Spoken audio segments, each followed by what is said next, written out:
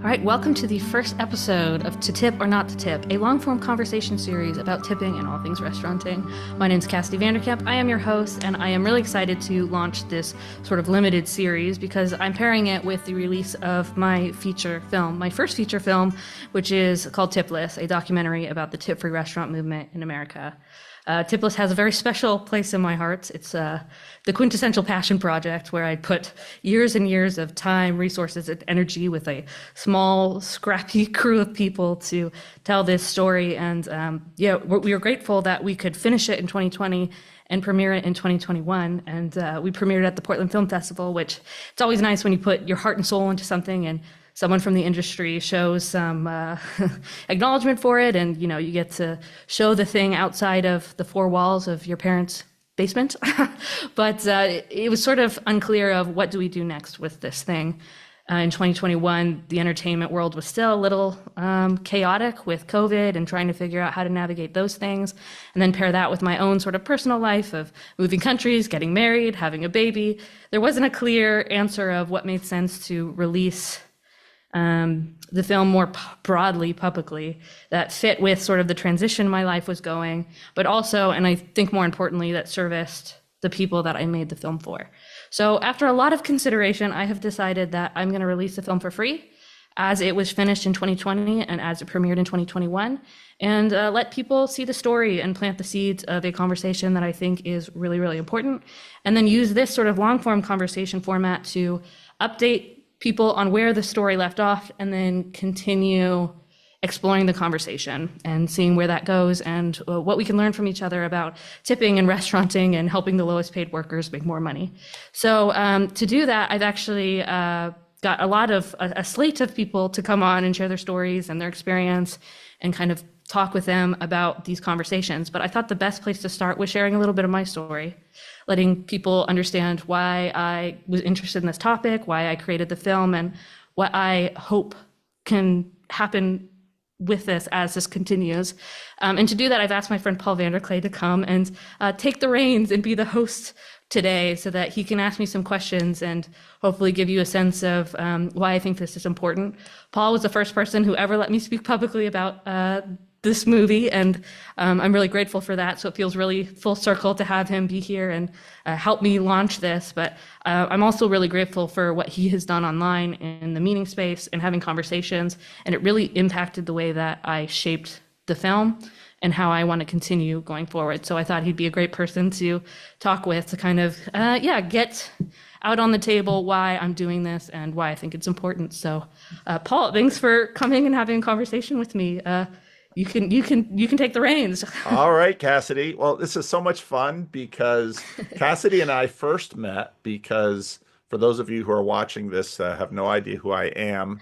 I'm a pastor who saw the rise of Jordan Peterson in 2016, 2017, and got interested in it.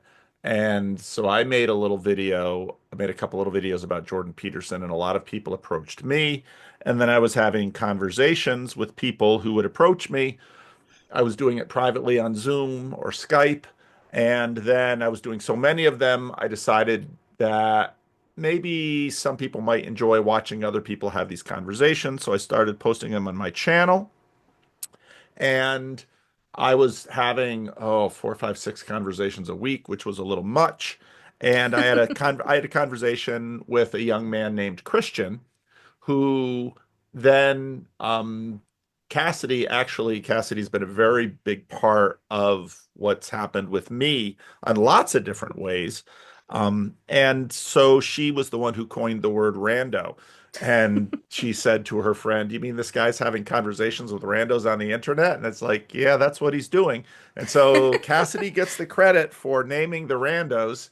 And then when I had my first conversation with Cassidy, everyone up until then was sort of interested in Jordan Peterson and what was going on about that. And Cassidy wasn't interested in that at all. In fact, our second conversation was why I don't like Jordan Peterson, and which was, of course, I put that up on my channel and people are, oh, heresy. How could someone not like Jordan Peterson? But the first conversation we had was tipless restaurants. And I didn't have a very big channel by then, but I had a following, and I thought, why are we having this conversation around tipless restaurants? So Cassidy, maybe now I usually when I ask questions about people, the focus of the question is sort of their spiritual life and their spiritual development. And Cassidy has talked about that and in many other places. But I'm a little curious about what the development of your interest in tips or to tip or not to tip was with respect to restaurants, because that sort of, then this other that most of the conversations that Cassidy and I have had have not been about restauranting. But No, so it Cassidy, sneaks in here and there, it but does sneak in here and there. And then she said, well, I'd like to do a conversation with you back about the tipless restaurant thing. I said, okay, why not, Cassidy? So how on earth did you get involved in this? I didn't even know it was a movement. I just know that in America, I don't know, especially since COVID, I think tipping has gotten out of control, especially like touchless payments in restaurants that I never in my life would have thought to tip for.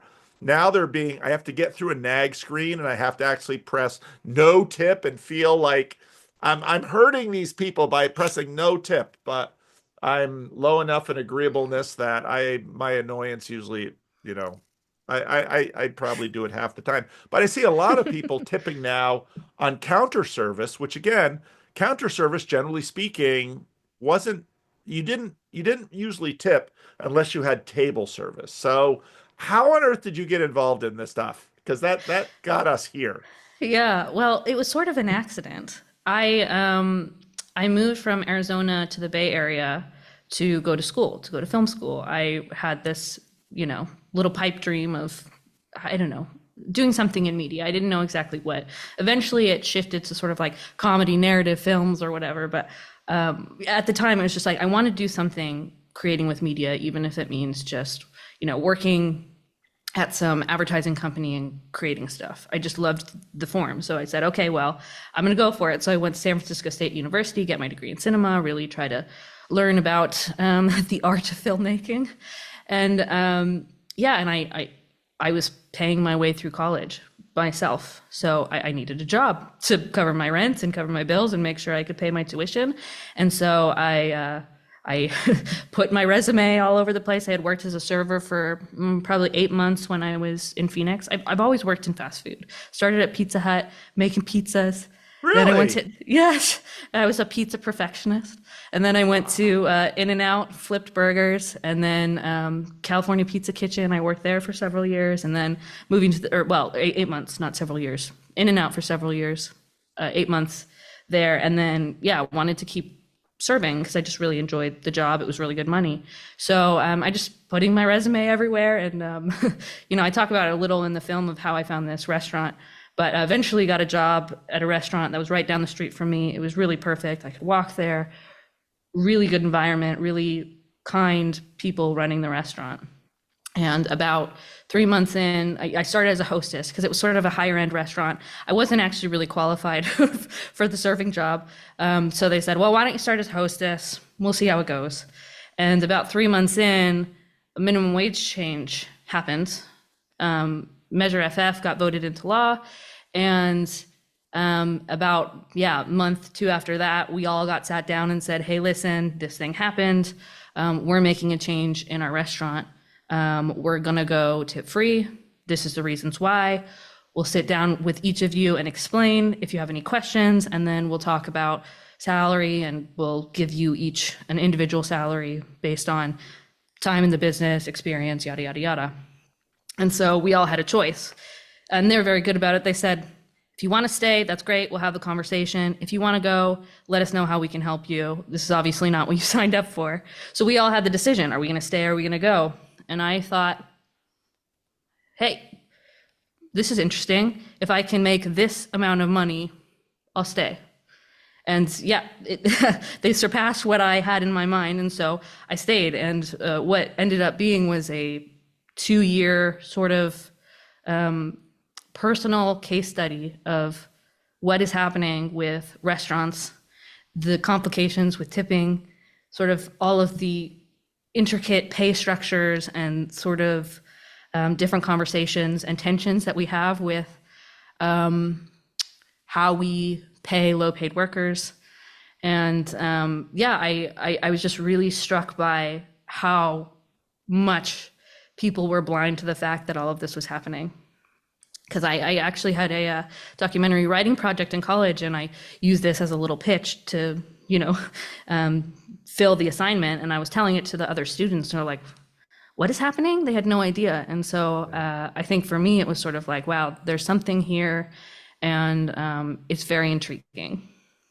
Well, maybe so I knew a little bit about some of this because I knew that in some states there was basically the minimum wage, and then there was a separate minimum wage for restaurant workers because the assumption was they could make tips. I Hmm. knew that California didn't have that, and California minimum wage now in the United States, I'm sure plenty of people watching this are not in the United States, and tipping varies widely around the world, which is very interesting. It's different in Hmm. Europe, it's different in Australia, Yes. it's different in Latin America. And part of California's been sort of crazy because recently California decided that they were going to have $20 minimum wage for fast food workers, which was interesting. And except I heard that a buddy of Gavin Newsom, who ran Panera, decided to make a little carve out in the law that if the place baked bread, they weren't categorized as fast food. So Panera workers all got screwed while, go to work at McDonald's or In-N-Out flipping burgers, you're going to get $20 an hour. And so Is a bun not considered bread? well, they don't bake it. It has to be Oh, baked on site. So I mean, it's just crazy out there the different carve out laws. And I never heard of this measure FF. So maybe you could sort of give us the landscape of how tipping works, because one of the things that I see in California right now is the restaurant business is very volatile. hmm. And what that has tended to mean is that very high priced restaurants do okay. I have um, my daughter's boyfriend used to work in one of the most expensive restaurants in Sacramento called The Kitchen, Mm. where it's this entire. I've never been there. It's like $300 a meal. You pay like $300, and you can eat whatever you want. $300 for a meal per person. So I've never eaten there. But so I see fast food industry, they tend to wear a little better because they're so corporatized, but fast food prices have gone up since the $20 an hour thing. I've seen a lot of small restaurants go out of business. I know some people working out as wait staff can make really good money, but it's hugely uneven. So maybe you can sort of give us a landscape, at least for the United States, and then maybe the West Coast in terms of what's the landscape here with respect to working in the restaurant industry as a low skilled worker, let's call it that. Yeah, so it's an incredibly complicated question because there is not a uniformity of how it's all happening throughout the U.S. Now we obviously have federal laws of that set the sort of bottom, but each state has the right to create their own laws that they want about minimum wage, tipping, what have you, and it can't go under the bar that the federal law states, but it can go over. And so you have all of these different politicians and community, or not community groups, but sort of activist groups trying to create laws that help to protect low skilled workers. And a lot of that has to do with restaurants because restaurants hire a lot of sort of the minimum wage, lower Yep. skilled workers. Yep. And so, yeah, there's a lot of complications on what that can look like. So federally, there's a minimum wage and then there is a tip credit wage. And so that allows people to say, this is the minimum wage that you have to pay for your workers. You can't go under that. However, if they do make tips, there is that caveat where you can pay them this lower hourly wage. Mm, And if their tips don't make up to what minimum wage would be, then you have to pay the minimum wage. But if Oh, it's at or above, then you can pay them this lower wage. And oh, a lot of servers will take that deal because they can make a lot more money if you're a really good server or you're yeah, in a good area or yeah. there's a lot of factors There's here, a lot but of you can culture because, yes. certain ethnic groups in California are notorious for never tipping. Yeah. I mean, it's just kind of it just Yeah. depends on the culture. And when you have a state with a lot of immigrants like California, varies wildly. And sometimes I see Europeans come over and they're like, what do I do here? Well, And yeah, tipping it's used to very be 10%, then it was 15. Now a lot of places are like 18, 20, or 25. And it's like with the rise of prices in restaurants, tipping is getting seriously expensive. yeah. Well, and it's very tricky, right? Because like you said, there are different standards throughout the world of what tipping is. For example, in Asian countries, it's very offensive to tip. In Europe, we don't really tip. I live in the Netherlands now, so tipping is not expected, but here in the Netherlands, you can put a couple dollars to a server, and that's sort of typical, but they're not living on tips. It's just sort of a bonus. It's sort of similar in Australia, where I've also worked in restaurants. But in America, you've got this melting pot of all these different cultures, all of these different people, and we think that there's this unity of we know what it means to tip and how much we should tip, but there isn't actually a cultural agreement on that. And so when you're entering this situation, employer versus employee, there is sort of this recognition that the employee is taking on an amount of risk for that. It's sort of gambling, I guess, that sort of sense that, oh, well, people are going to tip and tip well most times, and I'm going to be better off doing this, even on nights when I have sort of lower, tip out. And it saves the employer a little bit because there's a less of a labor cost that they have to commit to. Right. And so there's sort of this, quid pro quo, right? Like Yeah. where there's this agreement that's happening. The problem is it gets very tricky when you start looking at the larger scope of the restaurant, where when you have a certain group of individuals who work and are working mostly for tips, and they're generally getting paid pretty well with tips, they're sometimes making more money than any of the kitchen Yeah. employees, Yeah. the managers. Yeah. There's all of this risk that they're taking, which they get something for that risk, which is Yeah. higher take home Better pay. income. Yeah. But it creates this weird disparity between front of house, back of house, even sort of the chain of command, where you are working as a manager more hours, higher on paper income, but you're making less money than the people that you are managing. Interesting. And it's really, really complicated. And it gets even more complicated with some of these minimum wage laws because there are a lot of bylaws written into not only just how the minimum wage is going to change and on what schedule for, the base workers, but how tips can be distributed throughout a restaurant, how those things can be shared.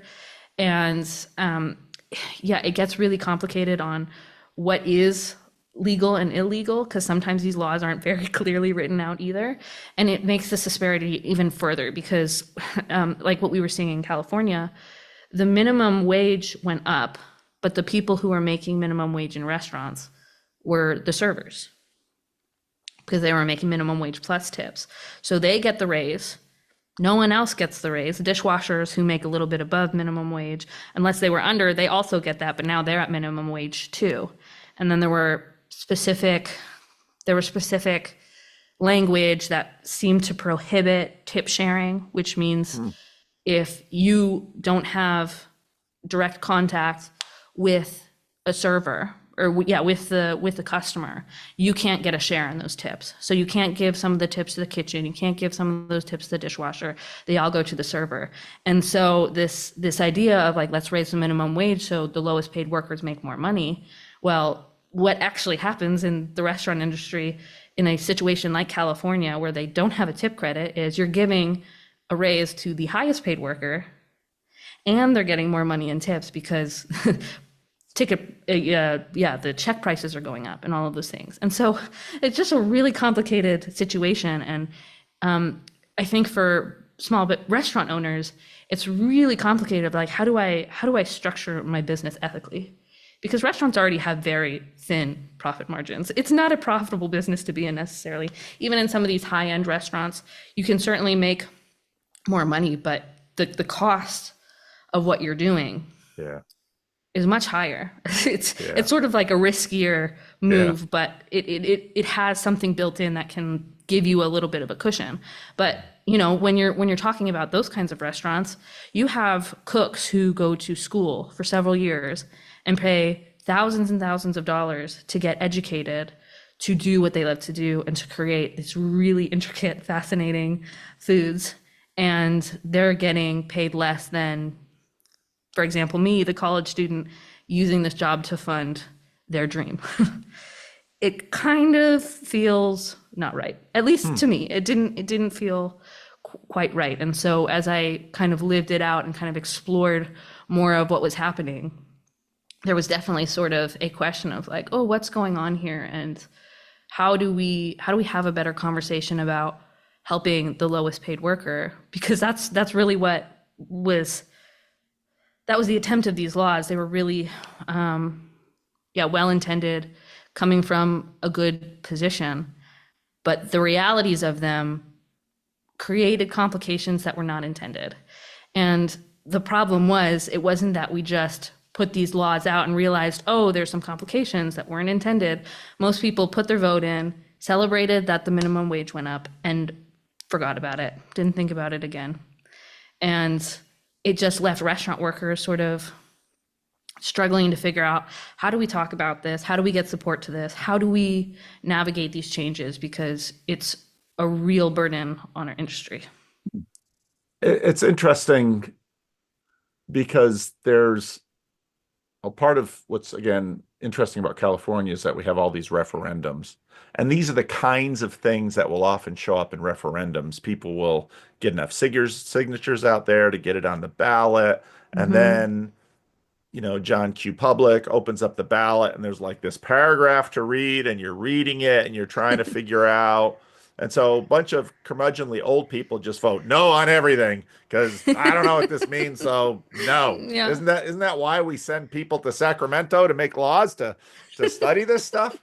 But it is very confusing. Mm-hmm. But then the same person that is, let's say, weighing in on a ballot referendum is also having to decide what to do with a tip. And, once tips are very interesting cultural experiments because human beings want to look generous, so you don't want to not tip. But the idea behind the tip is to ensure proper service. Mm. To say, okay, well, if the service is good, I'll give a good tip. But often, if the service is crappy, it's like, do you give a crap tip or no tip? I do because I'm low enough in agreeableness. If service is crappy, it'll be like, I ain't giving them anything. And then my wife will lean over and be like, you can't give them nothing. It's like, "Rawr." I'm not eating here again anyway, so they won't spit in my orange juice. So it is a very murky world. So what was this ballot FF? That sounds like another typical local or county California Yeah. thing. Measure FF, it was, a minimum wage initiative. And it was sort of one of those written and put on the ballot by, I can't think of,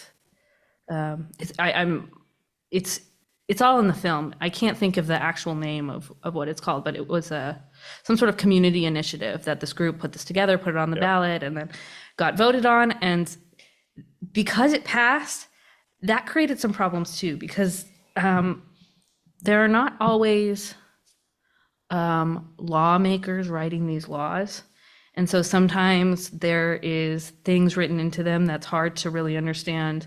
How do you follow the letter Yep. of the law? Like, how do you make sure that you are actually following the law? Because they hadn't figured out fully what the law meant, and so that made a real confusion for a lot of businesses. But and it got tricky too as time went on, because you had this sort of measure, and I think it was for Oakland. It might have been sort of Greater Bay Area, but from what I remember, it was sort of an Oakland initiative.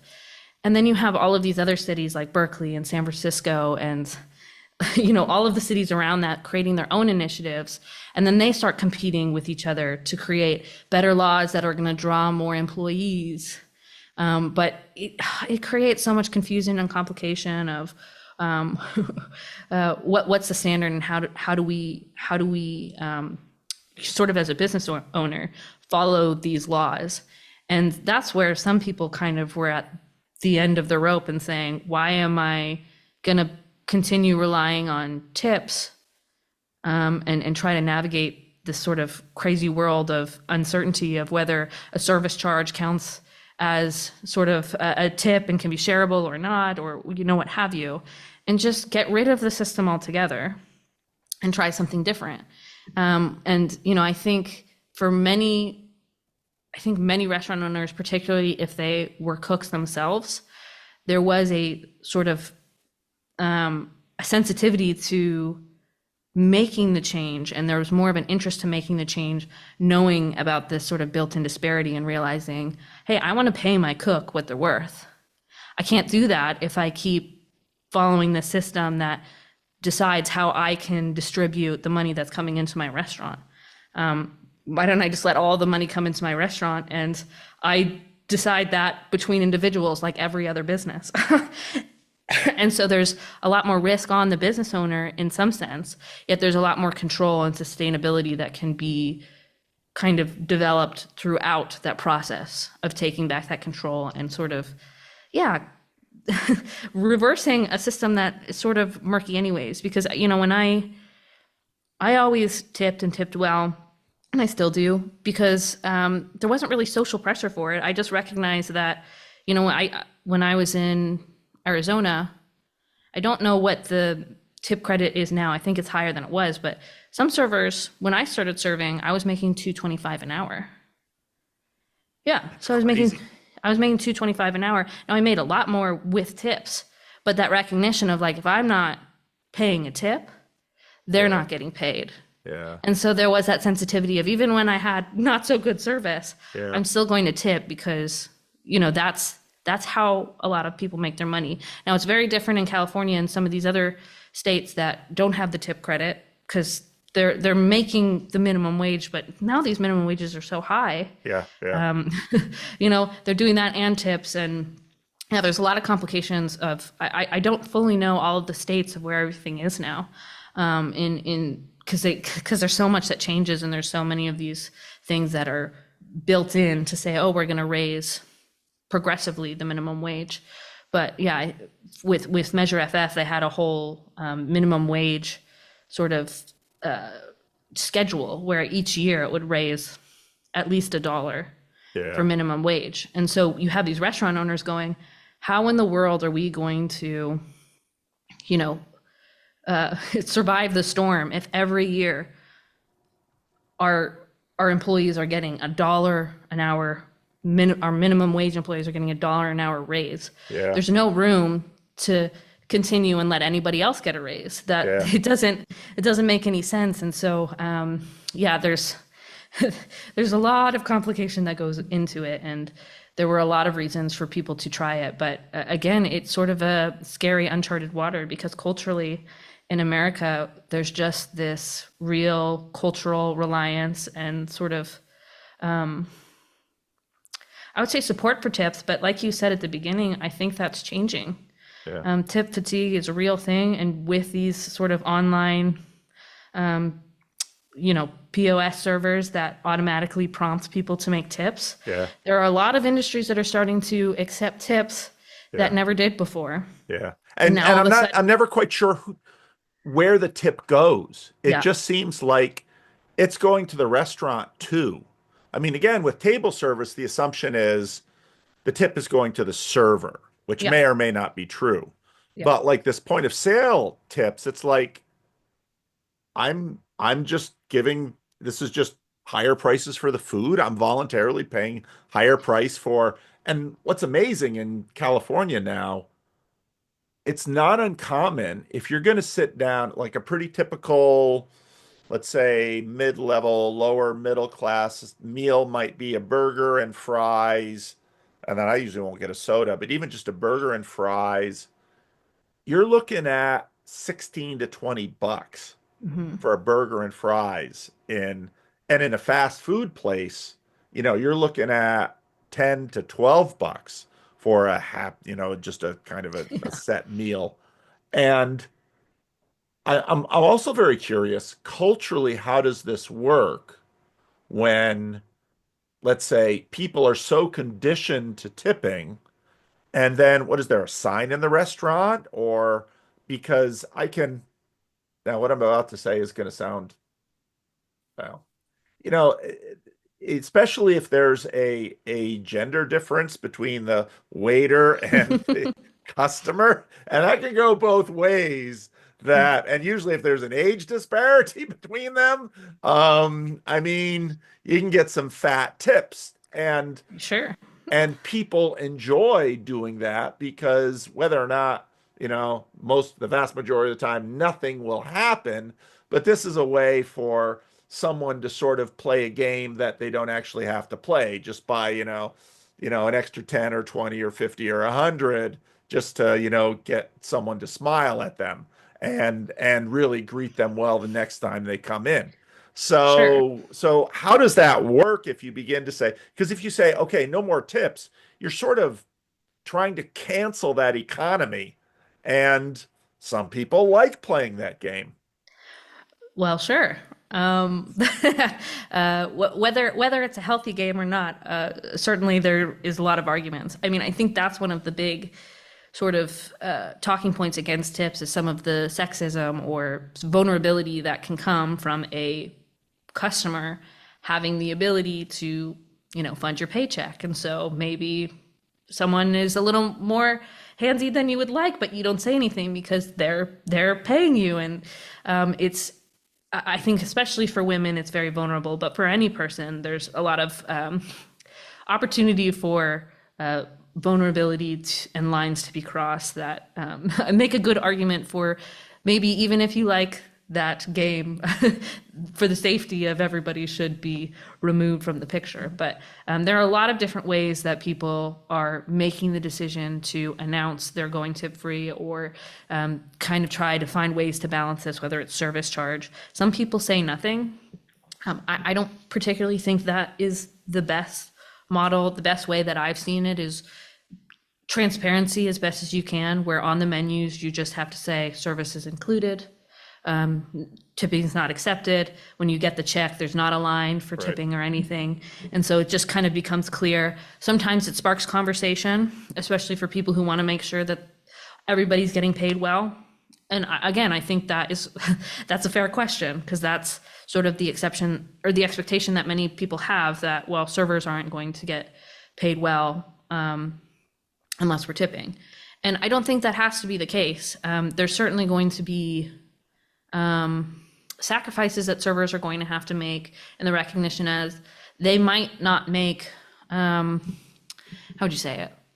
You might not make as much money as you would have on the high days. But you don't have to survive the low days either. And you have a consistency and understanding of what's coming in and that you're protected. Now you can do a tip-free restaurant and a tip-free restaurant, I think, with integrity and unintegrity both ways. But yeah, there's not a specific standard, but I think the best way that I've seen is really just transparency and putting it on the menu, saying, just tips are included in the pricing and not having that line to tip. And most people are okay with that. And I think it's slowly getting better and better where people are kind of like, thank God I don't have to have that dance of what I should tip and how I should expect to tip and making sure that everybody's getting paid. But it's sort of interesting because you have a lot of those conversations in the restaurant world of like, well, what if I want to decide whether my service is good or and show that with my dollar. That doesn't happen in any other industry. Like if you get a bad paper salesman, you don't have the ability to dock their paycheck. The best you can do is complain to their boss, which is what you should do. If you have bad service in a restaurant, you should ask for the manager and they can figure those things. But you don't know what's going on in those people's lives. They might have a bad day and be Yeah. a great server all the time, and Yeah. yet they're getting their pay docked because Yeah. of one mistake. Or the mistake that you're experiencing might not have even been with them. It might have been something in the kitchen or Yeah. all these things, and they're getting penalized. It seems to me to be a better system to allow the people who are in this situation full time, who understand the fullness of the context of what is happening, Yeah. to be in charge and in conversation with the person getting paid, instead of having some random third party person, you know, Yep. write a check for them based on how they feel and what Yep. they think is appropriate. So how did you go about making this documentary? With blood, sweat, and tears. That's usually how it goes. Well, yeah, I had the idea in my head for a long time, and when I was probably my third year in college is when I did this project, and I thought, maybe there's something here, maybe there's something more. I went abroad, studied in Australia for a while, and that's sort of when I had my. This is where our first conversation actually started, because, like you said, we very rarely talk about tipping because I actually have more interest in some of the religious, big meaning questions as opposed to politics. I'm actually not Yeah. very political, yeah, went to Australia and had sort of this sense of when Trump won. Okay, we're believing all of these narratives religiously and politically, yet how do we know what's true, and having all these conversations. So going through that and having this place where I'm asking a lot of these questions, trying to understand the political landscape and the religious landscape and figure out how we have better questions and answers to those things and have better conversations.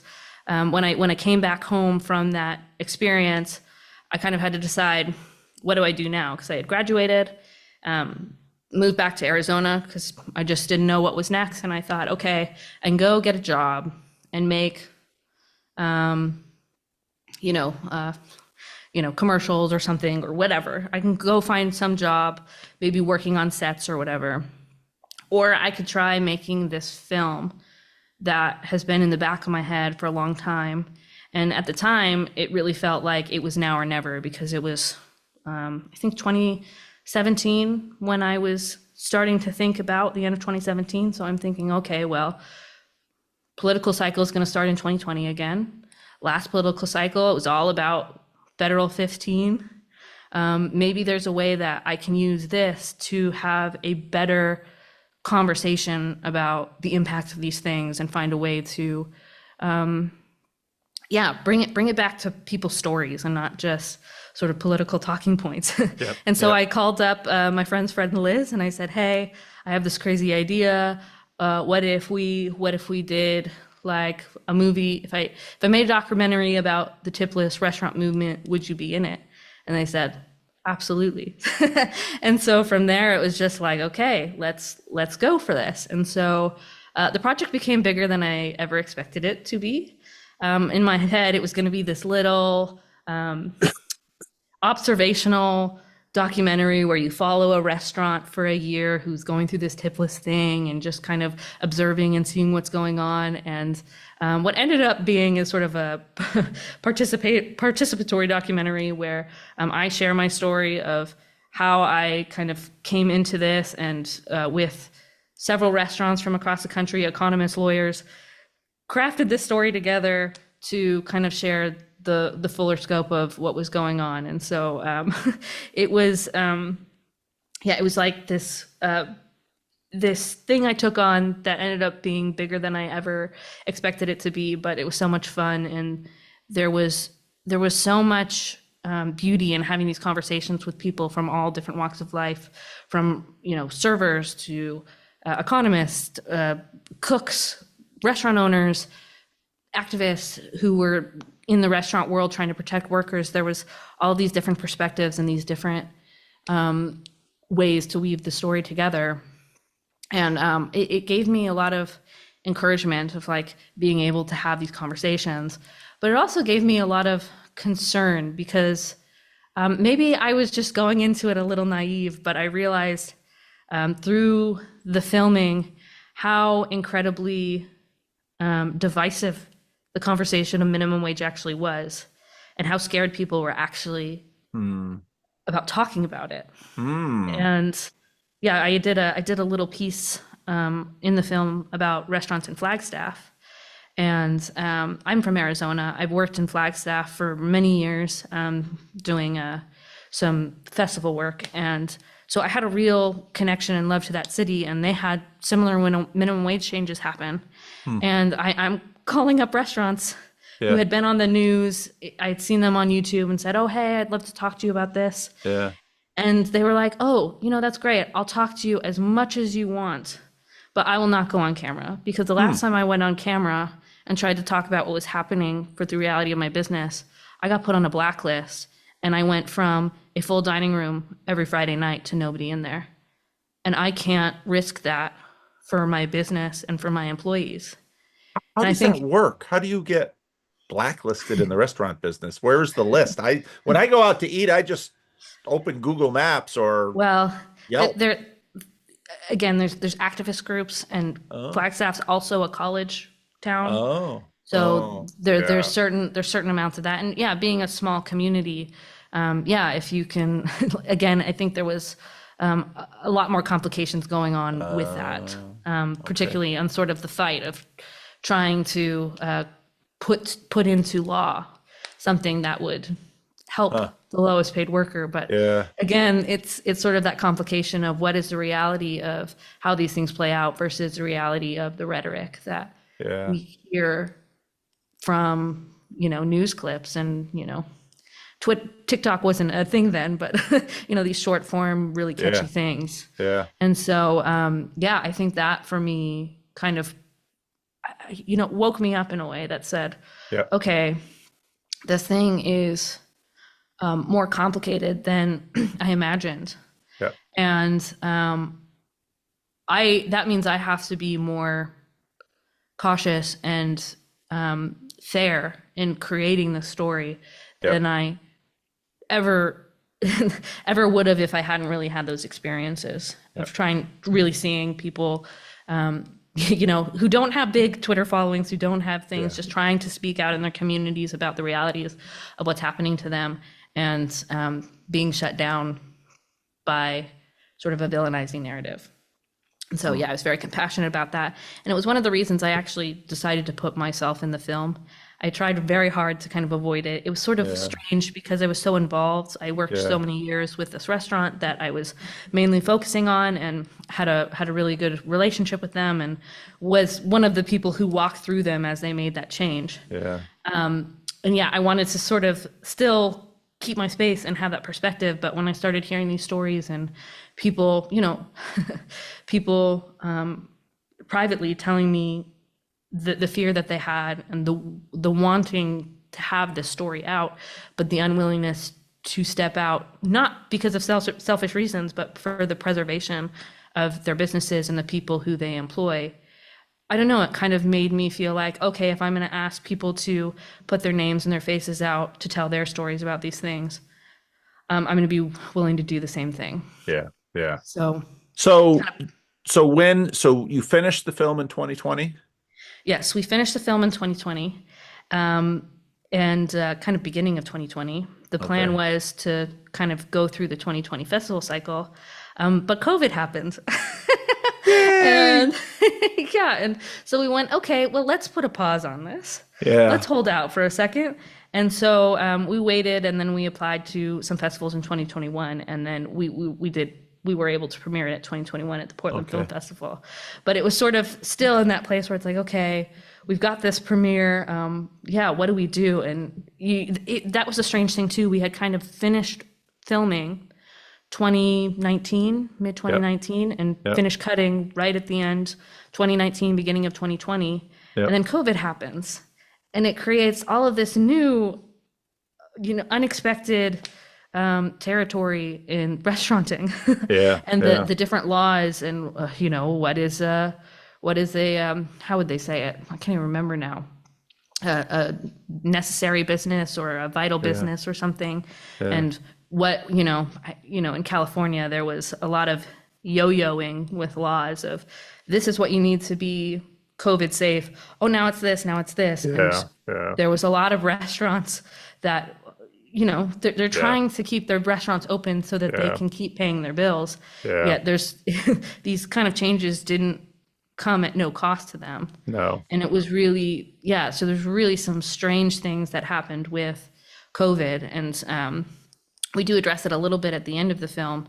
But yeah, you kind of finish the film and you go, oh, wow, how do you add this to the conversation without opening up the edit again and starting all over? Yeah. And that was difficult. And so what I'm hoping with this is to be able to kind of talk with restaurant owners and get their experience more too of what happens during that COVID period outside of just minimum wage laws, but other changes and how are they communicated, and just getting to a place where we can have a better conversation of how do we as community members, as citizens, have good dialogue with people making these governmental decisions. But above all of that, how do we learn how to make the right decision independent of what the laws are? Yeah. Because that's what I found really interesting about the tip-free restaurant model. It was this realization that this law that was intended to do something good had some complications and wasn't playing out as intended. Yeah. But you had these group of people who were saying, well, we want to honor the spirit of the law. And so we're going to voluntarily choose to do something that works within the law, but actually helps the spirit of the law and can create some sustainability for ourselves and the greater restaurant community. Yeah. And I think that's just beautiful Yeah. because, as much as legal dictates affect the way that we live and how we can operate as business owners and non-business owners, there's still a way that we can operate that follows our convictions, that is independent of what the law states specifically. And I think tip-free opens the door to really seeing the positive beauty of that conversation. It's not just about the doom and gloom of, oh, this thing created problems, which it did, but it also opened up to possibly a movement that's creating solutions that could be a lot better and that isn't so dependent on the legal requirements of tipping and all of these sort of bylaws. I like not paying tips. I don't know, just temperamentally for me, it's like, if that's the price, that's the price. I pay that. And then I don't have to sit there and think, okay, what am I going to tip this person? 10, 15, 20. I think 25 is a little excessive. So, I'll say as a worker, I enjoyed not making tips. There was something nice about knowing what I was going to be paid and that I was working for someone who cared about me. And it was the first time I ever received raises as a server. That just doesn't happen. The only way you can get raises if you're on a tipped model is by finding ways to get the customers to pay you more. And, there's a lot of different ways that you can do that. But, there was times too where you get very emotional about the tip percentage, where you give someone really I always tried my best to give anybody service, whether they tipped or not, but you get the check and it's 5% and you go, what did I do wrong? And there's a lot of emotions that go into it. There's something kind of simpler about not having that. And I do think it changes the temperature of the restaurant too, where we're much more likely to work as a team and help each other out versus sort of competing, looking out for our own interests. Yeah. So how do you release a movie like this? How do you do that? Have you released it yet? And when you do, how will people find it? How does this work? So my plan is to just release it on YouTube. There are a lot of different ways that you can release these things, but based on how my life has changed, I am not on the path to some sort of long-term film career. If I could make another movie in my lifetime, that would be great. But I've also kind of accepted the fact that that might be the end of my movie making career. And so I'm just releasing it for free on YouTube and allowing people just to watch it. And hopefully that gives people the best chance to actually hear the story and start the conversation instead of having some barrier to, buy it for 99 cents or whatever. But what we are doing is sort of cheeky, I would say that anything that we're doing around this project is always sort of a tip available option. Everything is free. You're getting the meal for free. But if you liked the meal, you want to see the conversation keep going, we're not above taking a tip. There you go. And all of that will go to continue funding the conversation. Yeah. Whether that's there's lots of ways we're exploring to do that, and I don't know what we'll be able to do. It kind of depends on the generosity of others. Yeah. But yeah, I think to start, it's letting this go and trying this series, having the conversations. But there's something within me that would like to try to see how I can incorporate estuary and the estuary protocol and all of these things, and try to figure out how that kind of style of conversation can help us better navigate some of these political questions. Yeah. I'm a little uncertain exactly how it will go. Yeah. But I like the idea of trying to be able to find some way to do that. But it all kind of depends on how this works out. It may just be that I do this series for a little while and, you know, close it when I feel like it's ready to be closed. But, you know, if we get support and people really want to see this conversation keep going, there are some things in the works that we would love to try and do to really continue supporting people having this conversation in a healthier way. Okay, so is it out on YouTube yet or not yet? Well, by the time this is released, it should be out. Okay. I have not released it at the point of this recording. This is a pre-recording. All right. So we will hang on to this until we can put the link below in the notes and people can click on it. And I'm just really interested to watch this, just because this is something that you made. I just made a video. I just released a video this morning where I think sort of as you know, what we call the little corner of the internet. This is, I mean, it's kind of a maker space. And so I'm really excited just to watch your movie. So I'm looking forward to that. Thank you. I mean, what I can say is that given the resources it had and everything in combined, I'm really proud of what we created. You know, there's always that saying, art is never finished, it's abandoned. And in many ways it feels sort of that way.